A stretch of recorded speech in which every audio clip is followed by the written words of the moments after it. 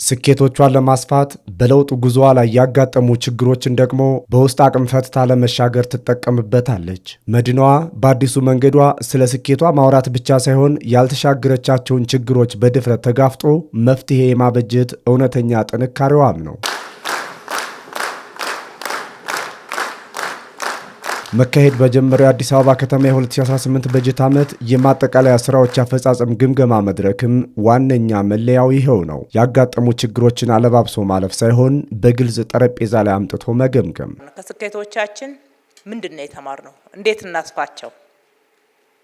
የበለጠ እንዴት እያላቅን እንሄድ? ምን ብናረግ ነው እነኚህ ስኬቶች በጣም ከዚህ በላይ የምናሳካው የምናሰፋው የሚለው የግምገማችን ማዕከል ይሆናል። ምክንያቱም ሰራን ጥሩ ውጤት መጣ እያልን ያለነው አጠቃላይ ካስቀመጥናቸው ግቦችና ካቀርናቸው እቅዶች አንጻር ነው እንጂ ከህዝባችን የመልማት ፍላጎትና ከብልጽግና ግባችን አንጻር በጣም ገና እንደሆን አመራራችን አስረግጦ መያዝ አለበት።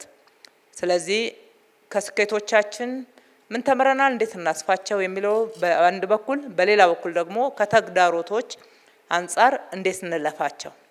እነኚህ ተግዳሮቶች አሁንም ደጋግመው ከኛ ጋር እንዳይሄዱ እንዴት አድርገን ተግዳሮቶቹን እንሻገራለን፣ ተግዳሮቶቹን ስለመሻገር ከእያንዳንዱ አመራር ምን ይጠበቃል የሚለውን እንድናይ ያስፈልጋል።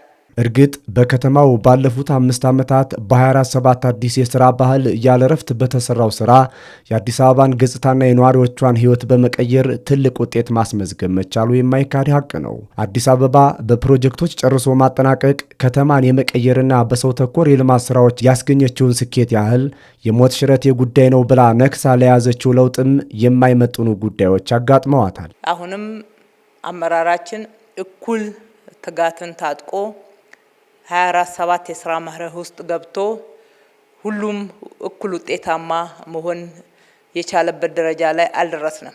በየቦታው ያፈጻጸም ልዩነቶቹ ጎልተው ይታያሉ እና ወደ አንድ ተቀራረበ ያፈጻጸም ደረጃ ለማምጣት በደንብ መገምገም መቻል አለብን። የመሶብ ዲጂታል ማዕከል ያልገቡ አገልግሎቶች ላይ ዛሬም ትልቅ እንግልቶች አሉ።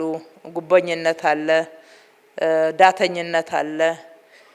በቅንነት ከማገልገል ይልቅ አሁንም ተገልጋዮችን በአግባቡ አክብሮ አለማገልገል አመራሮቻችን ላይ ከሚንጸባረቁ ተግዳሮቶች ውስጥ የሚታዩና አሁንም ህዝቡ የሚናገርና ቅሬታ የሚያቀርብባቸው እንደሆኑ ትኩረት እንድናደርግና እንድንገመግም ያስፈልጋል። በ2018 በጀት ዓመት ለመፈጸም የተቀመጡ ግቦችና የበጀት ዓመቱን ከ5 ዓመት ስትራቴጂክ እቅድ አፈጻጸም ጋር ተያይዞ በሚገመገምበት መድረክ ከንቲባ አዳነች አቤቤ አሁንም ትኩረት የሚሰጠው ሌላኛው ጉዳይ ብለው ያነሱት የኑሮ ውድነት ነው። ከኑሮ ውድነትና ከፍልሰት ጋራም ትልልቅ ተግዳሮቶች አሉ።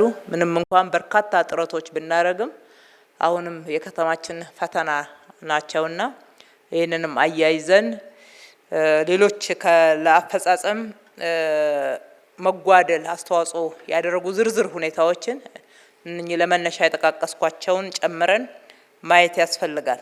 ከተማዋ ግዙፉን ሚዛን በሚደፋው ስኬቷ ላይ ያጋጠሙ ውስን ችግሮችን ጊዜና ቦታ ወስዳ ለመገምገም ስትነሳ በቀጣይ ይበልጥ የተሻለ ለመስራት ነው። አዲስ አበባ እንደ አዲስ ስትሰራ የነዋሪዎቿ ሕይወት ለመቀየር ሌት ከቀን ስትታትር ለለውጧ የለፉላትንም ትሸልማለች እንጂ የጅምላ ፍረጃን አትከተልም። በጅምላ አንወቅስም፣ በጅምላም አናወድስም።